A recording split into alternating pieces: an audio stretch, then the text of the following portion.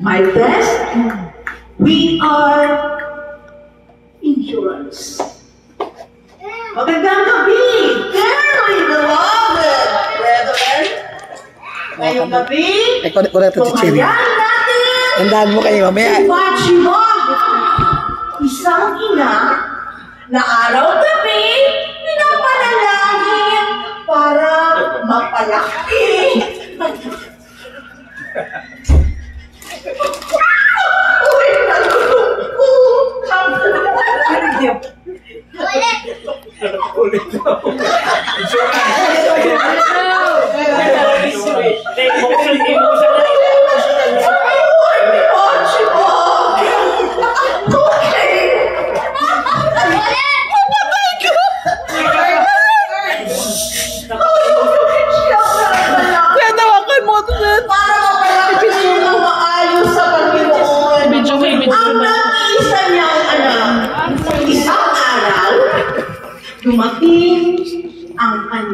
anak na masayang masaya. Ang kanyang anak na si Solomon! Inang! Uy, ala! Chay! Gandaan mo ha. Ano kailangan ko yan sa, sa grade. Wow, anak, yan ang isa kong panalangin na gusto ko yung anak ko ay maging masipag at maglingkod sa Panginoon. Ay, siguro baka magpapayos po ako. Ay, salamat sa Panginoon. Pero anak, ito po ang aking masasabi sa iyo. Ang pagpasok sa Panginoon ay hindi biro. Walang ano doon, anak. Walang buhay na sanlibutan. Ang pagpasok mo sa Panginoon ay ang paglilingkod mo, maganda yun. Pero anak, walang walang gambo, walang material, maging materialistic, wala doon. Pero anak, kung yan ang iyong kagustuhan, gandahan na.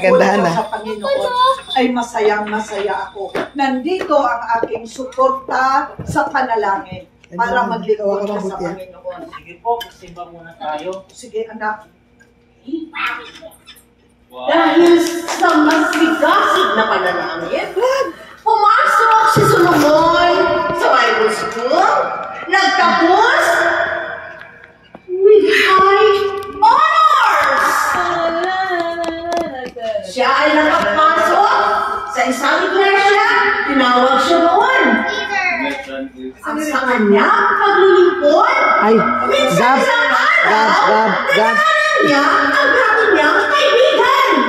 Kasi, Kanor. Uy, Kanor! Kumusta ka na? Alam mo, yung mga bagong doon, bukas sa Ibayo. Ano gusto mong sumama? Magpapalamig tayo doon. Yung mga bagong dating. Oy! Patakot!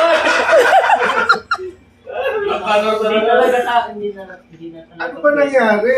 Balita ko Nagpapasto na ako dito sa... nagsiseminaryo ka na. Ako, nasa Bible. Paano yung natin? Mga lakad natin? Tutuin na lang natin na parang araw. Insurance. Walang araw. Mag-excited? Matapos ka na sa amin. Ha?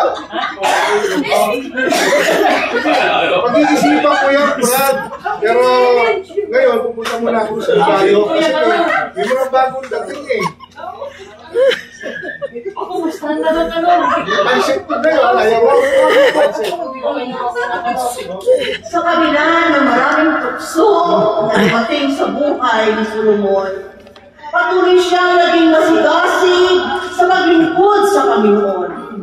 Ngunit, siya umibig sa isang bagong mananampalataya. At nagpakasal, umaasa na lalago at makatuwang niya ang babae ito sa paglingkod sa Panginoon. Ngunit, nagkamali si Solomon. Ay, nako! Papagod na ako. Walang nakatulong dito. Ay, nako, ako na lang nag-aayos lahat. Lahat na lang ng mga dito gawain. Ako lang. Wala nga, hindi mo man lang ako may provide ng katulong. Ano ba? Nang lahat, wala na akong mabili para sa sarili ko. Kahit gusto kong bumili ng alahas ng bag, wala akong mabili dahil anong pera mo? Wala akong pera. So ngayon, ayoko na. Dito, nalayas na ako ha. Bahala ka na sa anak mo.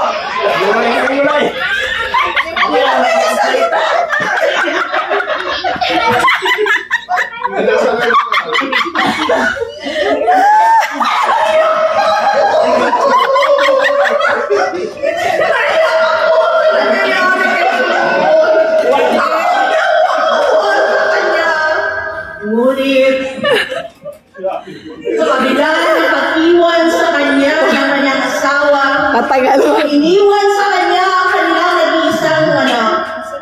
Patuloy na naging tapat si Solomon sa paglingkod sa mahal nating Diyos. Lumago ang kanilang iglesia! Yumaman ang mga membro. si Solomon at ang kanyang anak, mahal na mahal na iglesia. Ang sarap maglingkod sa Panginoon ng buong puso. Hindi natapos ang pagsubok sa buhay ni Solomon. Sa di inaasahan, nagkaroon ng malubhang sakit ang kanyang anak na hanggang sa ngayon, nakalakay pa sa daan.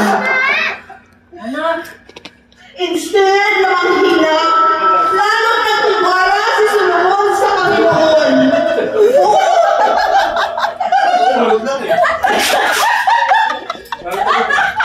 Parang busog eh. Buong iglesia, tayong tinig na nanalangin,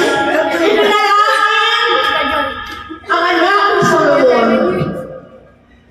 Pabalik-balik sila sa doktor, ngunit pari-pariho ang naging findings.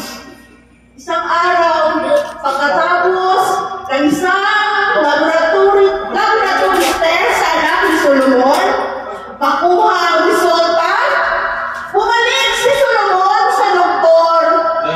Dala ang result ng lahat ng test sa kanyang anak.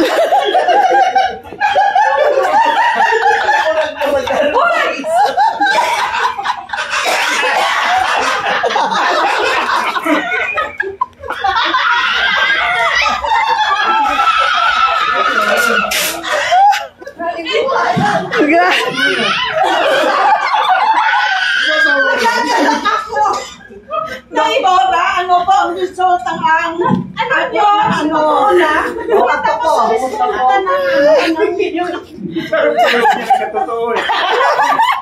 Talagang nag-negative na siya, cleared na siya. Salamat. Nagulat ako at Answered prayer. merong result na magaling na siya. Salamat. Nagising Doktor, maraming salamat. Okay. Ito po ay kasagutan ng Panginoon sa aming panalangin.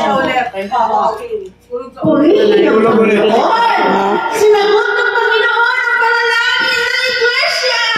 Kaya napakasarap ang magkaroon ng church para ipag-pray tayo. Bumalik si Solomon sa kanilang tahanan at sa kanilang pag-uwi, nalaman niya muli ang kanyang dating kaibigan. Kaibigan, pasok! Pastor! Nakita ko. Ay, hindi na ako nalulungkot na ngayon sa Ibayo. Dito tayo sa Pastor, sa ating bagong Huwag maingay. sa Padre ba yun, Pastor? Padre. Tara na, Pastor, para hindi tayo mahuli. Sige. Marami pang gawain. Hallelujah! Isang panalangin ang sinagot ng Panginoon. Umuwi si Solomon sa mga anak na masaya na uwi sa kanilang tahanan. Pagdating sa kanilang tahanan, nanagnan niya ang kanilang dating asawa. Pasok, Solomon! Oh! Chupawi! Hawakan.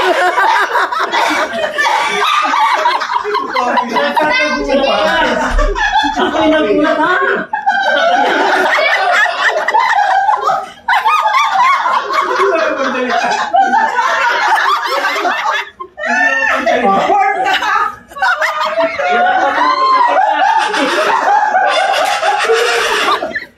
Hindi matigil ang dating asawa sa kanya. Kasi siya ang magsalita sa pagsisisi. Umiyak ka ng malakas. Iwanan mo ko, Chupawi! Ay, Wag pa ako, irigo ko. Ay, mga ano ka? Kasi maiiwan. At tayo po. Bibili ka na ng bag. Ayun. Kaya po na tayo ay magsasama na habang buhay sa grasya ng ating Panginoon. At ito, So, purihin ang Panginoon. Kaya mga kapatid, ay medyo nakakatawa. Pero yun talaga ang gagawin ng Panginoon. Pag tayo ay puso na magtiwala, ito ang pangako ng Panginoon, ha? Your labors na Praise the Lord. Akala ko walang participation yun. Malaki pa yung participation. God be the glory, great things He has done. So lovely the world that He gave us His Son.